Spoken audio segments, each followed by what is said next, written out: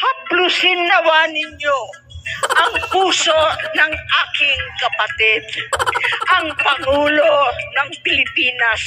Buksan po ninyo ang kanyang mga mata at bigyan niyo siya ng kaliwanagan ng pag-iisip. Gisingin niyo po siya at layo sa mga demonyong nakapaligid sa palasyo. Alam nyo guys, hindi na kailangan ipaliwanag ni Imee Marcos kung ano yung ginagawa ng kaniyang kapatid. Huwag niyang gamitin yung demonyo na sumusulsul sa kaniyang kapatid dahil magtatatlong taon na nagmamahalan pa rin yung ating mga bilihin.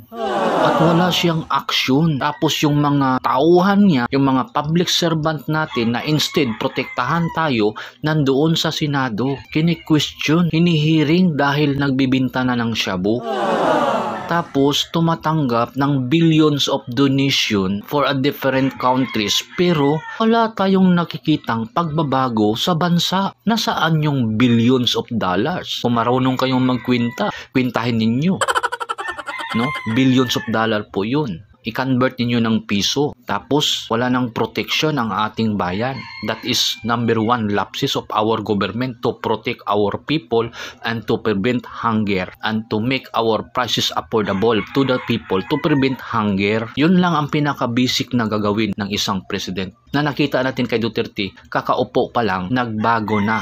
Wala nang mga adik sa lansangan at nagmura lahat yung mga bilihin. Wala pang kita yung government, hindi pa tumatanggap ng mga donisyon. Hindi na kailangan ipaliwanag. Pakiramdaman lang ninyo kung ano ang nangyayari sa bansa ngayon. Kung meron pa ba tayong government na nagpo-protect sa atin at nagsiservisyo with integrity and honesty to the public, to the people, and to the country.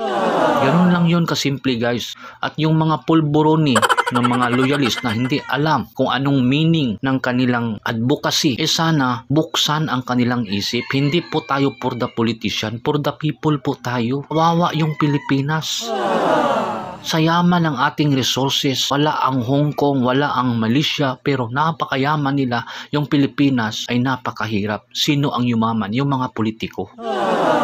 At meron tayong karapatan, meron tayong rights. Don't take it from us, yung ating rights. So kailangan natin mag-people's power. Dahil kung wala tayong action, pagpatuloy nila ang walang hiyaan na ginagawa ng ating government. At meron pang malaking issue ngayon, malaking skandal. Billions of money po yan every week ang nawawala sa mga Filipino citizen, lalo na sa mga mahihirap. Yung PCSO lottery, under po yan ng ating presidential office. So kailangan ma-question at kailangan lumabas itong si BBM. Huwag niyong gamitin ang demonyo na nagsulsol kay BBM dahil siya mismo alam niya ang dapat gawin. So, bakit binoto pa natin siya kung wala siyang pakialam at hinahayaan niya yung demonyo na magsulsol sa kanya?